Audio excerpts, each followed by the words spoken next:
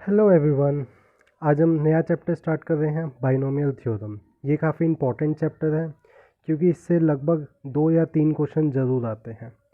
चलिए वीडियो को स्टार्ट करते हैं। अगर आपने मेरा अब तक चैनल सब्सक्राइब नहीं किया तो सुपर्ब लर्निंग XYZ चैनल को सब्सक्राइब कर लीजिए और मेरी वेबसाइट superblearning.xyz, इस पर आप फ्री स्टडी मटेरियल के लिए देख सकते हैं। चलिए टॉपिक स्टार्ट करते हैं, बाइनोमियल थ्योरम।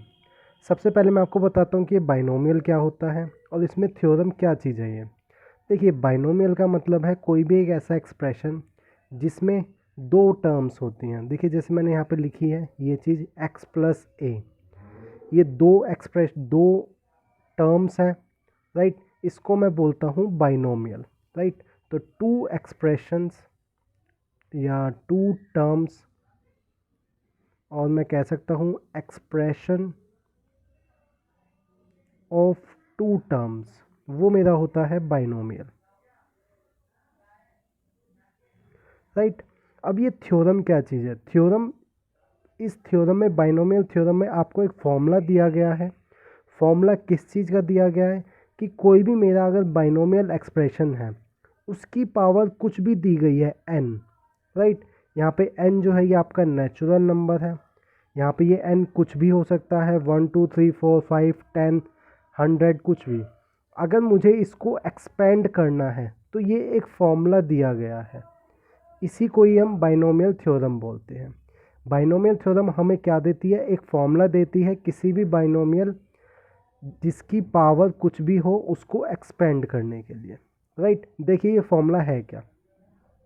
मेरे पास कोई भी एक बाइनोमियल है x प्लस ए, उसकी पावर कुछ भी n है। मैं इसको इस तरीके से एक्सपेंड करता हूँ, NC0 x की power n A0 means a की पावर 0 प्लस NC1 x की power n-1 A1 plus NC2 x n-2 a की पावर 2, और इस तरीके से आपका NCn x0 मीन्स x की पावर 0 AN, इस तरीके से आपका चलेगा, राइट। यहाँ पे ये C क्या चीज़ है? C आपका होता है कम्बिनेशन, राइट। आपने परमुटेशन कम्बिनेशन चैप्टर पढ़ा होगा, वहाँ से रिलेटेड होता है। इसकी वैल्यू क्या होती है आपकी?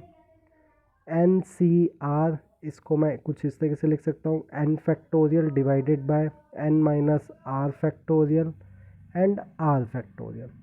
आप सबको फैक्टोरियल सॉल्व करना आता होगा। मैं n फैक्टोरियल को, अगर आपको नहीं आता है तो मैं आपको बता देता हूँ। जैसे कि आपको n फैक्टोरियल दिया गया है तो इस n में से एक एक करके आप माइनस करते हुए जाइए और उनको मल्टीप्लाई करते हुए जाइए। जैसे कि n इंटू n-1 n-2, और इस तरीके से आप मल्टीप्लाई करते हुए चलिए जब तक 1 ना आ जाए। तो इस तरीके से आप फैक्टोरियल सॉल्व कर सकते हैं, राइट। तो यहाँ पे ये जो NC0 है यही फॉर्मूला आपका लगेगा। यहाँ पे n फैक्टोरियल, r की जगह सिर्फ 0 आ जाएगा। ऐसे ही 1 2, और जब तक ये n नहीं चलता, मतलब जब तक n है तब तक आपको ये लेके चलना होगा, राइट। तो इस तरीके से आप फॉर्मूला लगा सकते हैं। मैं आपको एक एग्जांपल करके दिखाता हूँ कि इस फॉर्मूले का क्या यूज़ होता है। जैसे मैंने यहाँ पे एक एक्सप्रेशन लिया है x प्लस 5 इसकी पावर 6, मुझे इसको एक्सपेंड करके लिखना है। मैं इस फॉर्मूले का यूज़ करके लिख सकता हूँ। देखिएगा कैसे कैसे मैंने किया है। तो सबसे पहले देखिए यहाँ से मुझे एक चीज़ पता चली, n कितना है? 6 है, ये जो पावर है n 6। तो आप यहाँ पे लिखेगा NC60 x, ये वाला यहाँ पे x है तो आप इसकी जगह x और उसकी पावर आपको 6 लिखना होगा। A0 यहाँ पे a था, इसकी जगह आप 5 लिखिए, 5 की पावर 0। अब आप यहाँ पे जो ये r था, राइट, इसमें आप एक एक एक्सटेंड करते हुए चलिए, मींस एक एक ऐड करते हुए चलिए।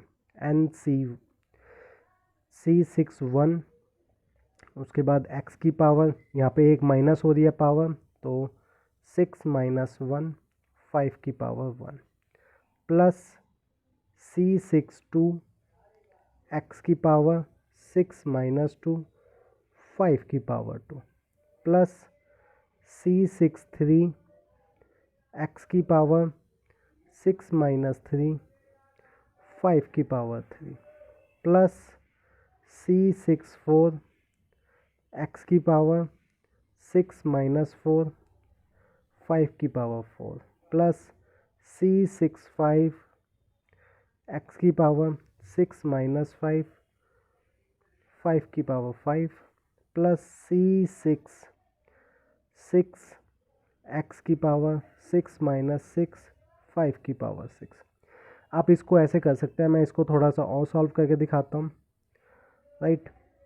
C6 0 एक्स की पावर 6 प्लस 5, आप मैं इसको आगे लिख लेता हूँ, C6 1 एक्स की पावर 5 प्लस 25, ये आपका 5 का स्क्वायर, C6 2 एक्स की पावर 4 प्लस C6 3 एक्स की पावर 3 एंड 125, ये वाली टर्म मैंने लिखी है, प्लस C6 4 एक्स की पावर 2 और 5 की पावर 4 प्लस C6 5 एक्स की पावर 1 एंड 5 की पावर 5 प्लस C6 6 एक्स की पावर 0, या मैं इसको लिखता ही नहीं हूँ।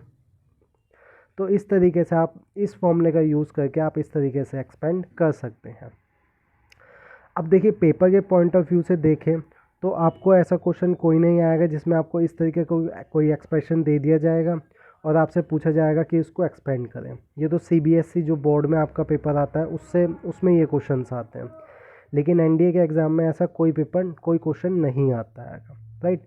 वहाँ पे क्वेश्चन क्या आता है, या तो आपसे कोई पर्टिकुलर टर्म पूछ ली जाती है, या मिडल टर्म पूछ ली जाती है, या फिर कोफिशिएंट पूछा जाता है। तो हम अब बात करेंगे जनरल टर्म के बारे में, राइट।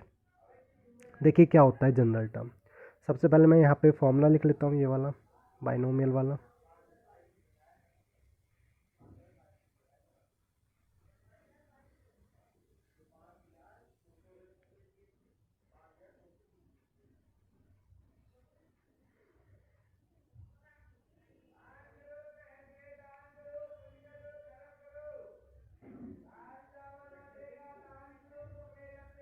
राइट, देखिए जनरल टर्म का क्या मतलब है। सबसे पहले आपको बताता हूँ कि ये टर्म का क्या मतलब है, ठीक। उसके बाद देखेंगे आगे क्या चीज़ है। देखिए जो मैंने ये टर्म्स लिखी हैं, ये वाली जो टर्म्स थी, ये जो मैंने वैल्यूज़ लिखी है, इनको हम बोलते हैं टर्म्स, राइट। जो इसमें मैंने ये पहला एक्सप्रेशन जो लिखा है, राइट, ये मेरी फर्स्ट टर्म है। तो मैं T1 इसको NC0 ANB की पावर 0, ऐसे ही T2 NC1 AN-1 B1 इस तरीके से लिख सकता हूँ। ये फर्स्ट टर्म, सेकंड टर्म, ये थर्ड टर्म, इस तरीके से मैं जितनी भी टर्म्स लिखी जा सकती हैं उनको मैं इस तरीके से लिख सकता हूँ, राइट। यहाँ पे देखिए एक चीज़ है, जैसे मैं एक और टर्म लिख लेता हूँ, T3 NC2 AN-2 B2। ऐसे ही आपसे अगर कोई भी टर्म पूछी जाए जैसे कि TR+1, तो उसको आप कैसे लिख सकते हो।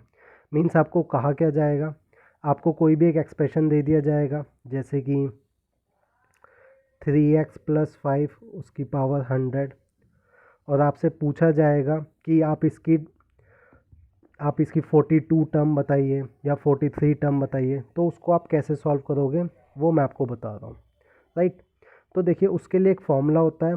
फॉर्मूला बताने से पहले मैं आपको बताता हूँ कि फॉर्मूला आया कैसे आएगा, राइट।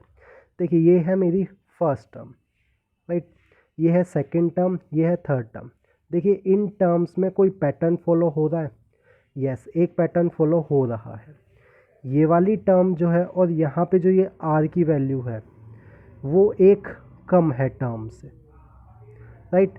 तो मैं यहाँ पे फॉर्मूला लिख सकता हूँ कि अगर मुझे कोई भी एक टर्म चाहिए, R+1 टर्म चाहिए, तो मैं उसको क्या लिख सकता हूँ, NCR A की पावर N-R और B की पावर R। ये आपका जनरल टर्म का फॉर्मूला होता है, राइट। अब ये फॉर्मूला है क्या चीज़, देखिए मैं आपको एक एग्जांपल करके दिखाता हूँ, वहाँ से आपको और समझ में आएगा। सपोज़ कीजिए मैंने जैसे यही एक एग्जांपल लिया है, 3x + 5 उसकी पावर 100, और मुझसे पूछी गई है कि इसकी 42nd टर्म बताइए क्या होगी। देखिए मैं इसको ये एक्सपेंड कर रहा हूँ, जब मैं इसको एक्सपेंड करूँगा तो कहीं पे एक 42nd वर्ड टर्म आएगी, मुझे उसकी वैल्यू बतानी है क्या हो, तो मैं इस फॉर्मूले का यूज़ करके ये वैल्यू निकाल सकता हूँ। देखिए कैसे, मुझे निकालना है T42, राइट, T42 निकालना है, राइट। तो देखिए यहाँ पे R की वैल्यू कितनी होगी, ये TR+1 है, तो यहाँ पे R की वैल्यू कितनी होगी, एक लेस देन होगी। ये मुझे R+1 दिया गया है, तो यहाँ से मैं R की वैल्यू निकाल सकता हूँ। R की वैल्यू आ जाएगी आपकी 41। अब ये वाला फॉर्मूला लगाइए, N की वैल्यू कितनी है 100, तो 100 C42 सॉरी 41, A की वैल्यू कितनी है 3x, 3x, N minus R 100 minus 41, और B कितना है आपका 5, 5 की पावर 41। तो ये वाली टर्म आपकी कितनी होगी, 42nd टर्म होगी। तो इसीलिए ये वाला फॉर्मूला मेरा यूज़ किया जाता है कोई भी टर्म निकालने के लिए, और इसी को ही हम क्या बोलते हैं, जनरल टर्म बोलते हैं, कि कोई भी अगर मुझे पर्टिकुलर टर्म निकालनी है तो मैं उसको कैसे निकाल सकता हूँ, राइट। तो ये वाला फॉर्मूला आप लिख लीजिए, बहुत इंपॉर्टेंट फॉर्मूला है, राइट। अब देखिए एक दो चीज़ें और देखते हैं, जैसे कि ये वाला फॉर्मूला है, इस फॉर्मूले में देखिए अगर n की किसी भी एक्सप्रेशन की अगर पावर n है तो उसमें कितनी नंबर ऑफ टर्म्स होती हैं, तो मैं यहाँ पे लिख लेता हूँ नंबर ऑफ टर्म्स।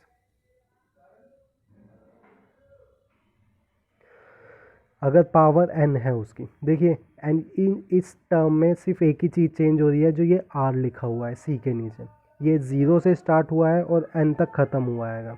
तो total number of terms n 1 से लेके n तक n हो गई, और एक 0 भी है तो n+1। तो टोटल नंबर ऑफ टर्म्स कितनी होती है किसी भी एक्सप्रेशन में, वो होती है n+1। अगर मेरी वो बाइनोमियल है, मीन्स सिंपल इस तरीके से x+a लिखा हुआ है, तब उसमें मेरी नंबर ऑफ टर्म्स कितनी होती है n+1, राइट।